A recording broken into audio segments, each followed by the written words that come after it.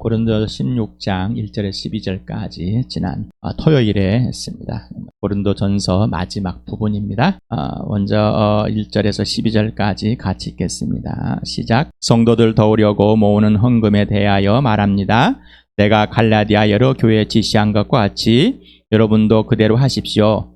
매주 첫날에 여러분은 저마다 수입에 따라 얼마씩을 따로 저축해 두십시오. 그래서 내가 갈 때 그제야 헌금하는 일이 없어야 할 것입니다. 내가 그리로 가게 되면 그때 여러분이 선정한 사람에게 내가 편지를 써 주어서 그가 여러분의 선물을 가지고 예루살렘으로 가게 하겠습니다. 나도 가는 것이 좋다면 그들은 나와 함께 갈 것입니다. 나는 마케도니아를 거쳐서 여러분에게로 가겠습니다.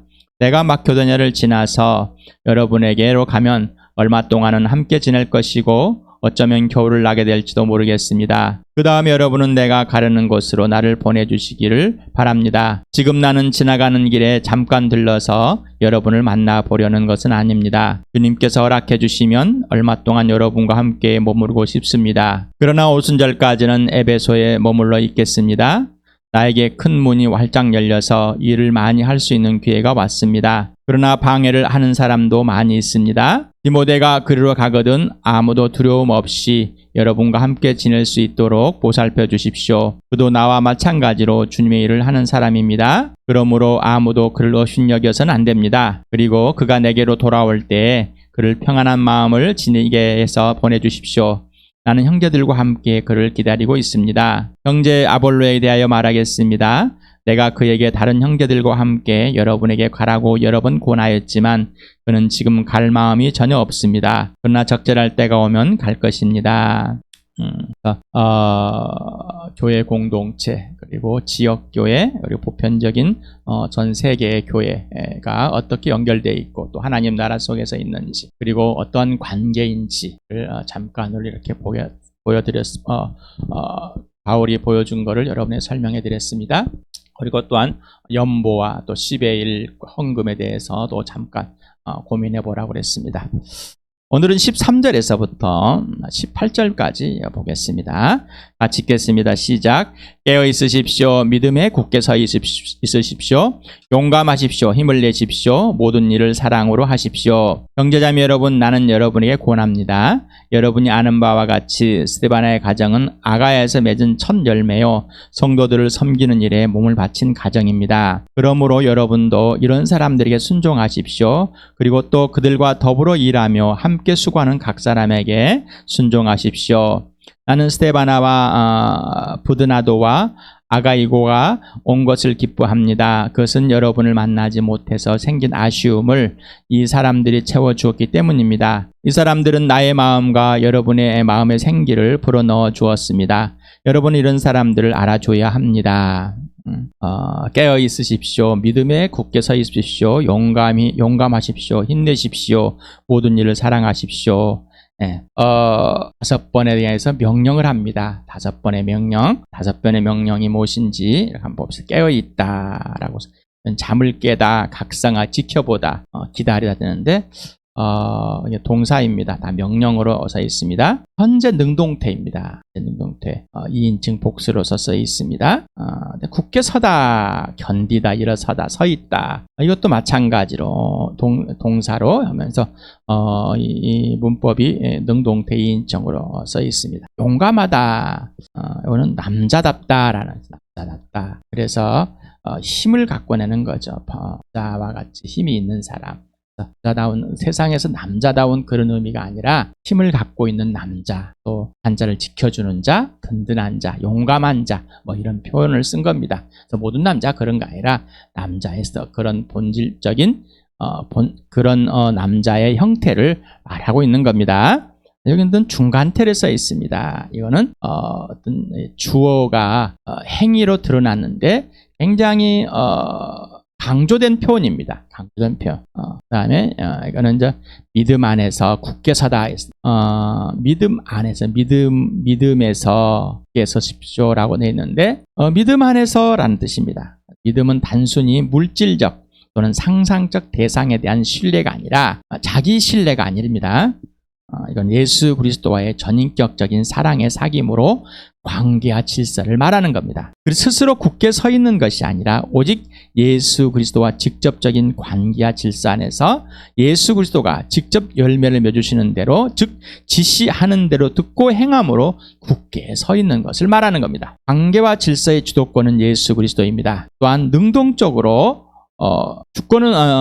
주도권은 예수님이 잡지만은 내가 살아난 영혼 아까 찬양한 것처럼 새 생명을 얻은 자면 새 사람이 되었습니다. 예수 그리스도와 이제 붙어있어 하나님과 이제 온전히 붙어있는 사람이 됩니다. 그러니 이제는 내 안에 생명이 있고 사랑의 예수님이 들어오셨기 때문에 능동적인 반응을 일으킨 겁니다. 그래서 먼저 사귐을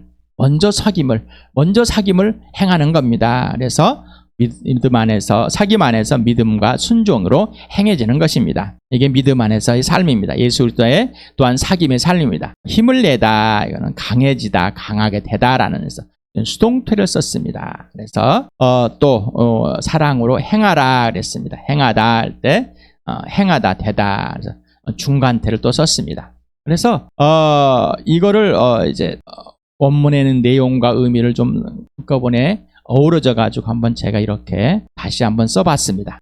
여러분들은 2인칭이라고 그랬죠. 그러니까 여러분들은 2인칭 복수라고 그랬습니다. 여러분들은 현재 지금 여기에서 자발적으로 능동적으로 깨어 있으십시오 라는 것이에요. 다시 말하면 예수님과의 사귐과의 관계에서 예수님의 은혜를 입은 자이고 예수님의 생명이 내 안에 들어와 있고 그 예수 생명이 붙어있는 자로서 능동적인 자발적인 자원에서 깨어 있는 겁니다. 잠에서 깨어 있는 것처럼 항상 예수님과의 관계를 놓치지 않는 겁니다. 영적인 눈이 확 밝아져 있는 것, 지와 계시형을 항상 보여서 예수 그리스도와 함께 지내는 겁니다. 그분의 지와 계시형을 항상 이 예수 그리스도 안에서 내가 온전히 회복된 사람, 온전히 사랑에 머물러 있는 사람이 되는 겁니다. 그 다음에 여러분들은 지금 현재 바로 믿음 안에서 자발적으로 능동적으로 굳게 서 있으십시오 라고. 그 다음에 여러분들은 또 지금 현재 지금 여기에서 스스로를 남자답게 행동의 결과를 내야 됩니다. 행동의 결과를 내야 됩니다. 다음 여러분들은 지금 현재 깨어있고 믿음 안에 굳게 서고 남자답게 행동하는 것에 의해서 힘을 내야 됩니다. 자, 스스로 힘을 바라는 것이 아니라 오직 예수 그리스도의 안에서 굳게 서고 용기를 얻고 깨어있은 이 상황에서 힘을 내라는 겁니다. 다시 말하면은 내 스스로 어떤 힘을 발휘해서 세상에 있는 힘을 발휘해서 어떤 세상에 느는 재능을 발휘해서 하는 것이 아니라 오직 하나님께로부터 나오는 그러한 삶, 그래서 현재 깨어있고 믿음 안에 굳게 서고 남자답게 행동하는 것에 의해서 힘을 내라는 겁니다. 힘을 내세요 그러면은 그냥 인간적인 본능에 있는 이거 힘이 아니라 힘을 내세요는 오직 예수 그리스도 안에서 힘을 내라는 얘기입니다. 예수님의 안에서 예수님이 열매로 힘을, 예수님 능력으로 부활과 생명으로 힘을 내라는 겁니다. 여러분들은 지금 현재 모든 일을 사랑에 행하십시오. 사랑이라는 것은 예수님과의 직접적인 관계와 질서입니다. 이 관계와 질서를 유지하지 않으면 할 수가 없습니다. 이 관계와 질서가 없으면 할 수가 없습니다라는 것. 다시 말하면 우리가 예수 그리스도의 사귐 안에서 그 사랑 안에서 하지 않는다면은 나머지 것들은 전부 다 거짓입니다. 나머지 것들은 다 거짓입니다. 가짜입니다라는. 다시 말하면 인간적인 윤리와 도덕적인 종교적인 자기의 주인된 이 본성대로 행하는 겁니다. 이게 아니라 사랑에 의해서 오직 예수 그리스도에 의해서 행하라는 거예요. 바로 사랑은 예수 그리스도와의 전인격적 또는 개인적, 실제적, 지속적인 관계와 질서입니다. 살아있는 생명 있는 자만이 사랑을 하게 되는 겁니다. 생명 없는 자는 사랑이 없습니다. 생명 있는 자만이 예수 그리스도가 사랑이신 예수님이 들어와서 그 사랑이 존재하고 사랑 안에서 사랑을 배워가고 사랑을 실현해가는 겁니다. 고린도 16장 13, 14절이 5가지의 명령을 했다. 그 명령대로 15절 18절까지 행해진 것을 봅니다. 다시 한번. 자, 그래서 이 마지막 인사를 나누는 거지만은, 인사의 편지를 하는 거지만은, 지금 현재 또 그 안에서 바울은 고린도 교회에게 어떤 걸 전해줄 거라, 고린도 교회 어떤 걸 전해줄까 하면서 다시 한번 이런 내용들을 되풀이해 줍니다. 그래서 형제자매 여러분, 나는 여러분의 고납니다. 권면합니다. 여러분이 아는 바와 같이 스데바나의 가정은 아가야에서 맺은 첫 열매요 성도들을 섬기는 일에 몸을 바친 가정입니다. 네? 스데바나란 이름의 뜻은 멸류관이라는 뜻을 갖고 있답니다. 아가야 지역에서 고린도가 수도였습니다. 아가야 지역의 첫 열매였습니다. 그래서 1장에 스데반의 집안에 복음을 전하고 또 그 가정이 다 예수를 믿고 침례를 받은 그 사건이 보여줍니다. 그 가정, 바로 오이키아인데, 이 집이라는 뜻을 갖고 있지만은 가족 구성원이 주가 된 의미로 해서 건물을 말하는 것도, 이 건물을 말하는 가족입니다. 그래서 집이라는 단어가, 집에 가야지, 이 말은 단순히 건물을 가는 게 아니라 내 가정에 있는 것에 갑니다. 가족을 향해서 가는 겁니다 라는 뜻이죠. 그래서 스데반 한 사람이 아니라 가족 구성원 모두가 지체들을 섬김에 몸을 바쳤습니다. 스데바나가 뭐 부모가 있는지, 뭐 조부가 있는지, 또 자녀가 있는지, 뭐 얼마 종이 있는지, 어떤 건지 상황이 정확하게 나와 있지 않지만은 그 전체 가족이 복음을 듣고 죄인임을 회개하고 돌아와서 예수를 믿고 예수님의 부활과 생명 안에서 예수님을 주님으로 받아들이고 그 주님께 굴복함으로 교회 공동체들에게, 지체들에게, 또 이웃에게 이 몸으로 목숨을 걸고 헌신했다는 겁니다. 섬겼다는 겁니다. 자, 복음은 육신의 가족이 먼저 교회가 되는 축복입니다. 주 예수를 믿으라, 그리하면 너와 내 집이 구원을 얻으리라 그랬습니다. 그래서 이 복음은 하나님께서 우리에게 주신 축복입니다. 먼저 가정에 한 사람이 예수를 믿는다는 것은 또 축복이에요. 자, 가난한 이 사람이 가난한 심령, 이 가난한 심령을 가진 자가 먼저 예수를 믿게 되고 그 예수를 믿는 자가 또 복음을 전합니다. 근데 어떤 때는 그 한순간에 또 한 장소에서 가족들이 예수 믿는 역사들이라는 걸 봅니다. 고넬료 가족에게서 역사가 일어났습니다. 스데바나 가족에도 역사가 일어난 것 같습니다. 또한 빌립보에서 간수회가 가족이 역사를 합니다. 이런 성령의 역사들이 일어나는 걸 봅니다. 또한 하지만 가족이 또한 원수가 되는 복음에서 대적이 발생하기도 합니다. 그래서 성령이 하시는 일입니다.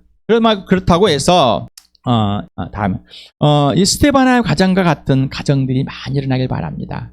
그래서 한 사람이 복음을 믿고 또 부모가 예수를 믿고 가정의 자녀들이 또 형제들이 부부가 정말 놀랍게 이 가정이 복음화가 되어서 이 교회가 되어서 진짜 온 가족이 함께 헌신하는 그러한 섬기는, 몸으로 직접 모든 물질과 그래서 교회들 지체들을 섬겨주는 그런 복된 삶을 누리면 좋겠습니다. 그런 우리 주함교회 되길 바랍니다. 과연 주함교회는 또한 목회자 가정은 엘리 지사장이나 사무엘 집안, 다윗 집안을 끌어들여 스스로 위안으로 삼고 있습니까?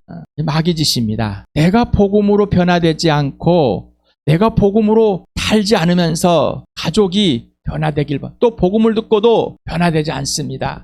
듣질 않습니다. 고집이 셉니다. 그러고서 엘리 제사장에도 사무엘 가족들도 다윗의 또 이랬습니다라는 핑계를 대지 마시기 바랍니다. 죄책감을 가지라는 것이 아니라 내가 진짜 복음으로 살았는가? 내가 복음으로 진짜 살았는가?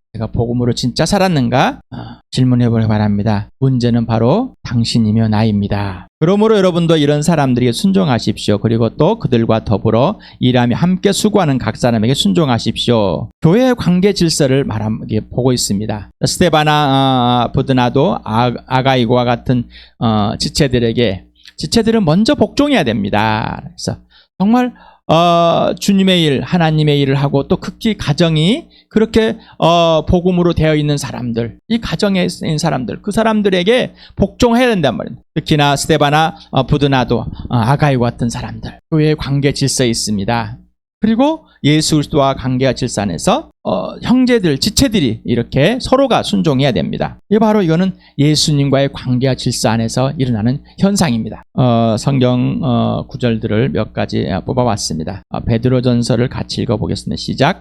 나는 여러분 가운데 장로류는 이들에게 같은 장로로서 또한 그리스도인의 고난의 증인요 앞으로 나타날 영광을 함께 누릴 사람으로서 권면합니다. 여러분 가운데는 하나님의 양떼를 먹이십시오. 억지로 할 것이 아니라 하나님의 뜻을 따라 자진하여 하고 더러운 이익을 탐하여 할 것이 아니라 기쁜 마음으로 하십시오. 여러분은 여러분이 맡은 사람들을 지배하려고 하지 말고 양떼의 모범이 되십시오. 그러면 목자장이 나타나실 때 변하지 않은 영광의 면류관을 얻을 것입니다.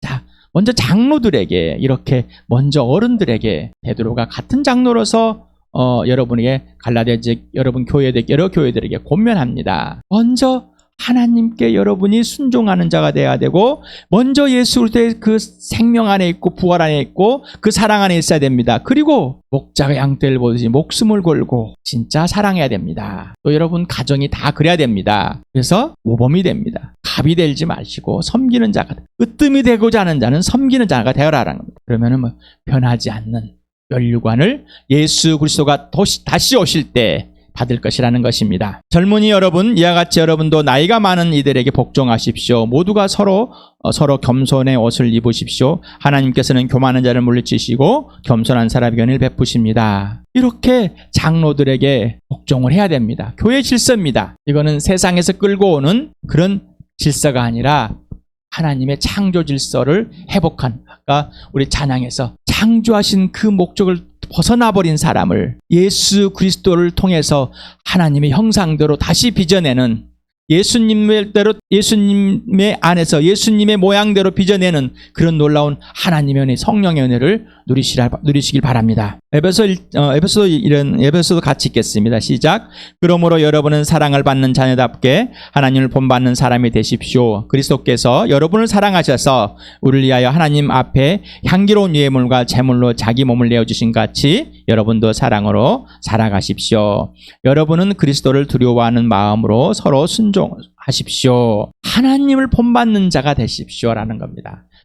하나님께서 아들을 보내신 것, 또 예수님이 땅에 오셨다가 속죄제물과 화목제물을 드신 같이, 나를 사랑한 같이 서로 사랑하는 겁니다. 예수를 본받는 사람. 그래서 아버지께 순종하는 것 같이 우리가 예수님께 순종하고, 그리고 지체들끼리 서로 순종하는 겁니다. 또한 부부가 교회에서 다음에 부부가 나오고 부모와 자녀가 나옵니다. 질서가 있습니다. 아내는 남편에게 순종하는 자이고, 남편은 아내를 목숨 걸고 사랑하는 자, 자녀는 부모에게 순종하는 자이고, 부모는 자녀를 노엽지 않고 예수 그리스도의 훈계와 권면을 가지고 양육을 하는 겁니다. 자, 교회 안에서 또한 영적인 아비와 영적인 자녀, 또한 남자와 여자의 관계, 결혼에 통해서 부모를 떠나서 한 가정을 이루듯이 세상을 떠나서 교회를 이루는, 오직 예수 그리스도의 이 복음 안에서 교회를 알고 예수님과의 관계 질서를 알아야지만이 질서가 됩니다. 오늘 아침에 단톡에다가 여러분에게 기사가 나온 조커를 보내드렸습니다. 남편의 말이라고는 전혀 신뢰하지 않는, 남편은 다 틀렸다고 하는 아내. 그래서 어느 날 남편이 죽었다는 소식을 듣고 영안실에 갔는데 정말로 죽어 있어요. 봤더니. 그러더니 남편이 살아나서 손으로 잡으면서 나 안 죽었어. 그래서 아내가 하는 말이, 의사가 죽었다는데 무슨 말 하느냐. 우리는 질서가 없습니다. 다른 사람의 기울을 기우지 않습니다. 하나님의 음성에 기울을 기우지 않고 내 주장이, 내가 항상 옳다고 생각을 합니다. 내가 너보다 낫다고 생각을 합니다. 내가 너보다 행동을 잘한다고 생각합니다. 내가 너보다 착하다고 생각을 합니다. 사람들이 박수를 받을 때 좋아합니다. 고린도 교회는 엄청난 문제가 많이 있는 이 가운데 지금 이스테바나 가정인 거기에 흔들리지 않고 마음과 몸과 뜻과 목숨을 다해서 지체들을 사랑하는, 섬기는 그런 복음을 누리고 있습니다. 복음을 누리고 있습니다. 자, 여러분은 누구에게 기울을 기울이고 있으니? 관계와 질서를 회복하였습니까? 부득부득 남편에게 우기십니까? 아내를 힘으로 제압하고 물으십니까? 부모를 업신여기십니까? 자녀를 깔보십니까? 하면은 스테바나와 같은 가정을 될 수가 없습니다. 복음은 하나님과의 나와의 관계 질서, 예수님과의 나와의 성령의 관계 질서가 확실하고 선명하고 분명합니다. 그리고 가정에서 부모와 자녀, 부부와 남편과 아내, 형제들 분명하게 관계 질서가 분명하고 선명합니다. 이걸 깨는 것은 복음이 아닙니다. 그러니 당연히 교회에서도 마찬가지입니다. 교회에서 영적인 지도자들의 순종하지 않은 관계를 깬다면은 이건 복음이 아니라는 얘기입니다. 그래서 여러분은 예수님을 두려워하십니까? 하나님을 두려워하십니까? 벌벌 떠십니까? 한번 벌벌 떨면은 당연히 순종하게 됩니다. 왜요? 경외하니까, 사랑하고 존경하고 존중하니까. 그래서 마음으로 서로 순종하는 겁니다. 지체가 누구를 두려워야지? 예수를 두려워야지. 예수님께 순종해야지 순종이 되는 겁니다. 질서가 있는 겁니다. 히브리서 13장 17절을 같이 읽어보겠습니다. 시작. 여러분의 지도자들의 말을 고지 듣고 그들에게 복종하십시오. 그들은 여러분의 영혼을 지키는 사람들이요 이 일을 장차 하나님께 보고드릴 사람입니다. 그러므로 여러분은 그들이 기쁜 마음으로 이 일을 하게 하고 단식하면서 하지 않게 해주십시오. 그들이 단식하면서 일하는 것은 여러분에게 유익되지 못합니다. 서로 상호작용을 해야 된다는 것입니다. 영적인 지도자들에게 순종할 수. 내가 더 잘 알고 내가 더 경험이 있다고 내 생각이 옳다고 나도 이런 생각을 할 수 있는데 나는 왜 생각을 못하냐고 이런 게 아니라 순종하라는 겁니다. 맹목적이 아니라 예수 그리스도 안에서 그들을 탄식하게 하지 말을 합니다. 기쁘게 하라는 겁니다. 왜 그랬을까요? 왜 그럴까요? 부모의 마음을 아프게 하는 자녀는 부모를 탄식하게 하는 자녀는 또 자녀를 노엽게 하는 부모는 어떤 결과가 나올까요? 교회에서도 마찬가지입니다. 갈라디아서도 이렇게 있습니다. 말씀을 배우는 사람은 가르치는 사람과 모든 좋은 것을 함께 나눠야 합니다. 먼저 믿음의 식구들에게. 그런데 가르치는 자와 가장 좋은 것으로 가벼이 종교적으로 생각하지 마시 바랍니다. 복음으로 은혜를 입은 자, 하나님께서 세우시고 질서 있게 하는 자, 이 축복입니다. 내가 예수 그리스도의 사귐의 관계에서 예수님께 복종함으로 예수님 말을 듣고 행하는 자, 반석에 서 있는 자의 축복입니다. 축복. 세상에서 말하는 스승의 은혜가 아닙니다. 세상에 가서 말을 끌고 들어와서 이 질서를 세우지 마시 바랍니다. 이거는 하나님의 나라에 있는 질서입니다. 하나님의 나라에 있는 관계입니다. 나는 스데바나와 부드나도와 아가이고가 온 것을 기뻐합니다. 그것은 여러분을 만나지 못해 생긴 아쉬움을 이 사람들이 채워주었기 때문입니다.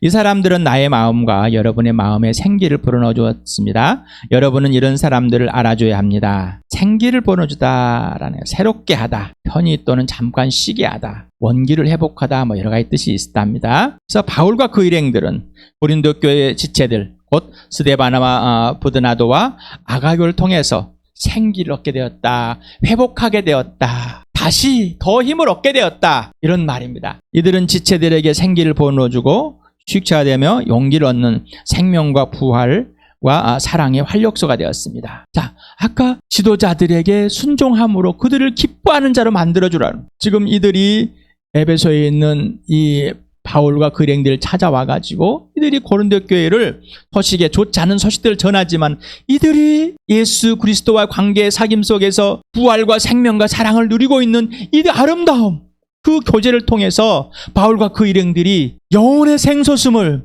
이 부활의 생솟음을, 사랑의 샘솟음을, 하나님의 은혜를, 하나님의 지혜와 능력, 하나님의 일을 보고 함께 동역자가 되고 함께 지체가 된 공동상생, 이 기쁨을 누린다는 것입니다. 이게 복음입니다. 교회는 이걸 누리지 않은 거죠. 그래서 아까 13절, 14절에서 5가지 명령을 하고, 그래서 이 명령대로 지금 이들이 행하고 있고 우리가 그걸 행하고 있고 행하고 있기 때문에 이런 관계와 질서 속에서 오히려 시너지 효과, 영적인 시너지 효과를 누리고 있다는 것을 알려주고 있습니다. 여러분 주암교회 지체이십니까? 또 다른 교회들의 지체이십니까? 아니면 종교의 교회입니까? 복음이 아니면 사회봉사일 뿐입니다. 사회봉사는 사람을 즐겁게 하고 사람으로부터 인정을 받는 데까지 뿐입니다. 여기까지. 하지만 복음은 영혼을 살려내며 사람들로부터 인정받지 못하기도 합니다. 복음은 단순히 먹고 잠깐 해주고 돈 주고 영혼을 살려내는 겁니다. 이 복음으로 복음을 살 수 있도록 하는 겁니다. 오직 예수만 이름을 날리는 겁니다. 예수님이 이렇게 하셨습니다. 예수님이 하십니다. 예수님의 부활 생명을 누리면서